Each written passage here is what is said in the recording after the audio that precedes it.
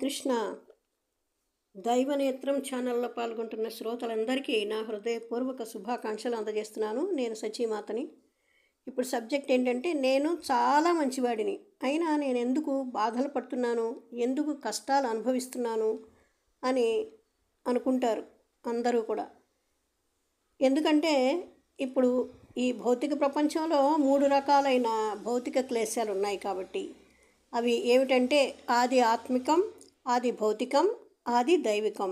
ఆది భౌతికం అంటే ఇతర జీవుల ద్వారా వచ్చే బాధలు అన్నమాట. ఆది ఆత్మికం అంటే శరీరం మనసుతో పడే బాధలు. ఆ తర్వాత ఆది దైవకం అంటే ప్రకృతి పరంగా వచ్చే బాధ, అంటే సునామీలు, భూకంపాలు ఇలాంటివన్నమాట. ఒక్కొక్కసారి మనం శారీరకంగా, ఒక్కొక్కసారి మానసికంగా బాధపడుతూ ఉంటాం. మనం పుట్టిన తర్వాత నుండి బాధలు అనుభవిస్తూనే ఉన్నాం. ఎలాగంటే తల్లి గర్భంలో ఉన్నప్పుడు కూడా బాధలను అనుభవించాం కదా. మనం మన జీవితాన్ని విశ్లేషించి చూసినట్లయితే ఎల్లప్పుడూ ఏదో ఒక బాధని, లేదంటే ఈ 3 రకాలైన బాధలని అనుభవిస్తూనే ఉన్నాం కదా. జంతువులు బాధలు పడుతున్నాయి, కానీ వాటికి తెలీదు ఈ బాధ నుండి ఎలా బయటపడాలి అని. కానీ మానవుడు మాత్రం వైజ్ఞానికంగా, తాత్వికంగా, సాంస్కృతికంగా, మతపరంగా పురోగతి సాధిస్తున్నారు. ఎన్నో విధాలుగా ఎదుగుతున్నారు. ఎందుకంటే వాళ్ళు ఆనందంగా ఉండాలని కోరుకుంటున్నారు కాబట్టి. ఈ రకమైన శక్తి మానవుడికి ప్రత్యేకంగా ఇవ్వబడింది. మనం బాధపడుతున్నాం ఎందుకంటే ఒక రీజన్ ఉంది కాబట్టి. అదేంటంటే తమోగుణం. మనలో తమోగుణం ఉండబట్టి మన పిల్లల్ని స్కూల్కి ఎందుకు పంపిస్తున్నాం అంటే, వాళ్ళు బాధలు అనుభవించకూడదని. మనం ఎన్నో బాధలు పడుతున్నాం కాబట్టి మన పిల్లలు కూడా అలా బాధలు పడకూడదని చెప్పి, మన పిల్లలు సరిగ్గా చదవకపోతే భవిష్యత్తులో బాధలు పడాల్సి వస్తుంది అనే భయంతో కూడా పంపిస్తున్నారన్నమాట. బాధలు అనేవి తమో గుణం వలన వస్తున్నాయి అంటే జ్ఞానం లేకపోవడం వలన అని మనం అర్థం చేసుకోవాలన్నమాట. నేను తప్పులు చేస్తున్నాను, అందుకే బాధలు పడుతున్నాను అని మనం ఆలోచించట్లేదు. తమోగుణ ప్రభావం వలన మనం తప్పులు చేస్తున్నాం. దానివల్ల ఇంకా ఇంకా బాధలు పొందడానికి మనం కారణమవుతున్నాం అన్నమాట. ఏ విధంగా ఈ బాధలని ఓర్చుకోగలం మనం, లేదా స్పందించడం?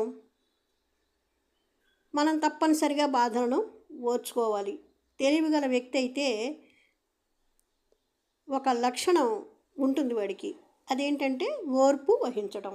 చాలా వరకు ప్రతి వ్యక్తిలో కొంత సహనం అంటూ ఉంటుంది, కానీ మనం శరీరం కాదు అని సరిగ్గా అర్థం చేసుకుంటే మనం బాధపడినా మనలో ఆ ఫీలింగ్ అంత తీవ్రంగా ఉండదు.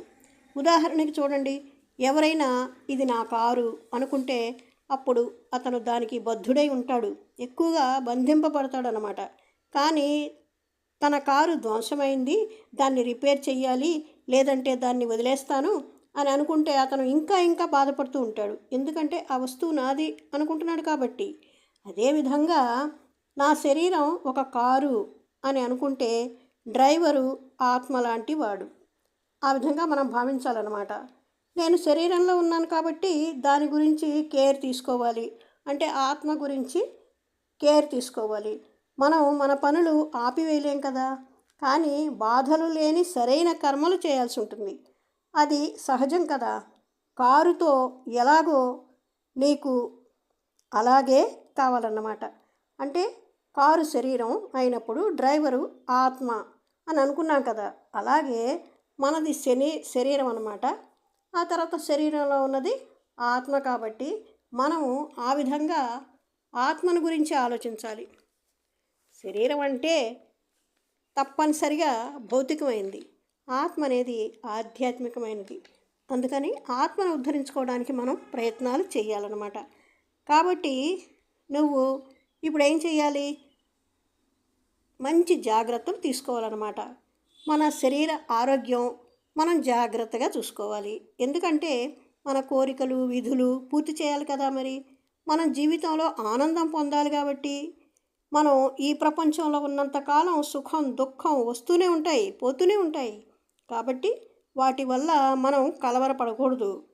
మన నిజమైన పని ఏమిటి అంటే స్వయం సాక్షాత్కారం, అంటే జ్ఞానాన్ని పొందడానికి ప్రయత్నించాలి. స్వయం సాక్షాత్కారం అంటే దేహానికి ఆత్మకి మధ్య ఉన్న తేడా ఏమిటి అని అర్థం చేసుకోవాలి. ఇదే మానవుని లక్ష్యం. బాధలు ఆనందాలు భౌతిక శరీరం ఉన్నంత వరకు వస్తూనే ఉంటాయి. కానీ నేను ఈ శరీరాన్ని కాదు, శరీరంలో ఉన్న ఆత్మని అనే జ్ఞానాన్ని తప్పనిసరిగా తెలుసుకోవాలి. కానీ చాలామంది ఈ విషయాన్ని అర్థం చేసుకోకపోగా వాళ్ళు మరింత వితండవాదం చేస్తూ ఉంటారు. ఎందుకంటే మనం చెప్తూ ఉంటాం, ఇది మన శరీరం కాదు, మనం ఆత్మకు సంబంధించి మనం సంస్కారవంతంగా మన జీవితాన్ని భగవంతుడు ఏం చెప్పాడో ఆ విధంగా మలుచుకోవాలి అని అంటే కొంతమంది ఈ విషయాన్ని ససేమిరా ఒప్పుకోరనమాట. వాళ్ళకి ఇది దేహం అని, ఇది ఆత్మ అనేటటువంటి ఏ మాత్రం కూడా జ్ఞానం లేదన్నమాట. సరే, నా పూర్వజన్మల కర్మలను బట్టి నేను ఈ శరీరాన్ని పొందాను అని అనుకోవాలి. ఆ జ్ఞానం మన ఈ బాధల నుండి బయటపడేస్తుంది. సరైన కర్మలు భవిష్యత్తులో బాధలు పడకుండా సహాయం చేస్తాయి.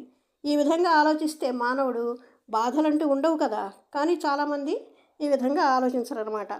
ఆత్మ సహజంగా ఆనందమయం అయితే ఎందుకు మనం బాధలు పడుతున్నాం? మరి మనం జనరల్గా చూస్తూనే ఉంటాం, మంత్రి కానీ, ఏ పదవిలో ఉన్న అధికారి కానీ, సామాన్య మానవుడు కానీ ఎవరైనా సరే బాధలు పడాల్సిందే, పడుతూనే ఉంటారు.